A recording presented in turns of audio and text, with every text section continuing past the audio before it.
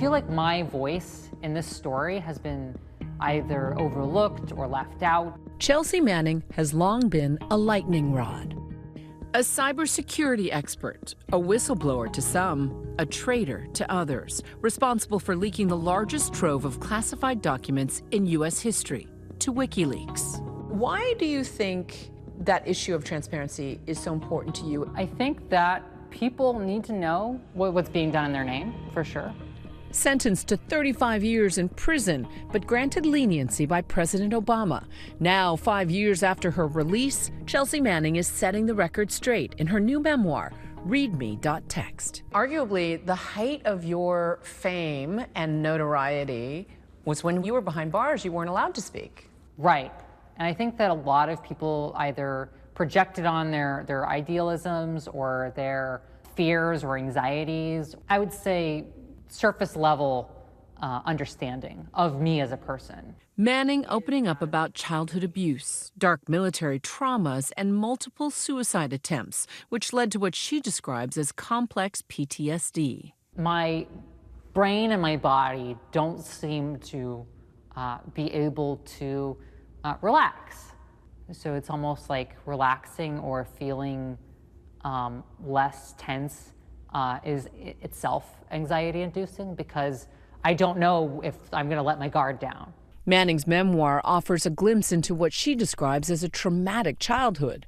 You know, my relationship with my father. That was one of the drivers that drove me into the military in the first place. You know, was trying to fit within the mold of what he expected out of me, but it was never enough. And the abuse that followed even after she left home. The thing that you shared in such a candid account is sexual assault that you say occurred while you were in the military. Yeah, that was hard too, because I haven't shared that before. My sense of safety, you know, in that time frame was altered. And you say you never reported it. I didn't report it. I had mentioned it to a friend once in passing that this had happened, and they just sort of seemed, you know, like that's just what happens whenever you're dealing in the military, right? Because Don't Ask, Don't Tell was still in effect. And yet you describe a somewhat robust queer culture in the military even back then. Especially in the intelligence field that we were in. While working as an intelligence analyst in Iraq, Manning says she saw the horrors of war unfold in classified material that she later leaked to the public. This disclosure is not just an attack on America's foreign policy interests. It is an attack on the international community. Convicted of 20 charges, including espionage and theft, acquitted of the most serious charge, treason. After serving 7 years, then outgoing President Obama commuted her sentence in 2017.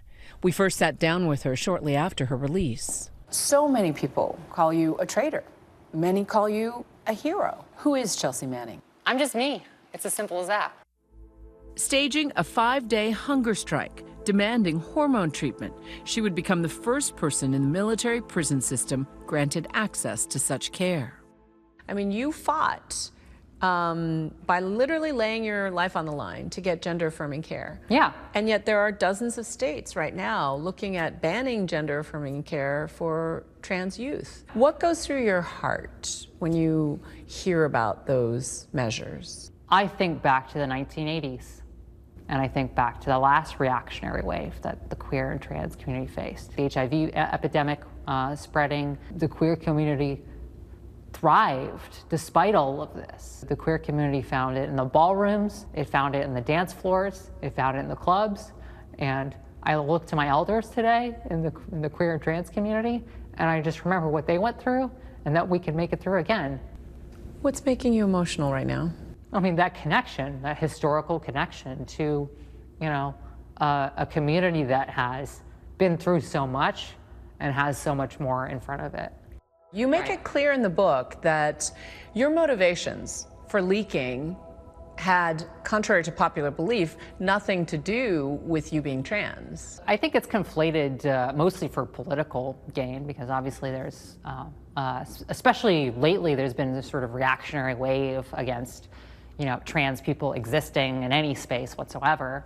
Sent to prison yet again for refusing to testify in a WikiLeaks investigation.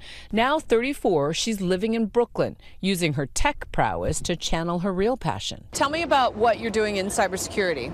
I try to keep it mostly within the realm of activism, journalism, NGOs that I care about. And so what do you do for them?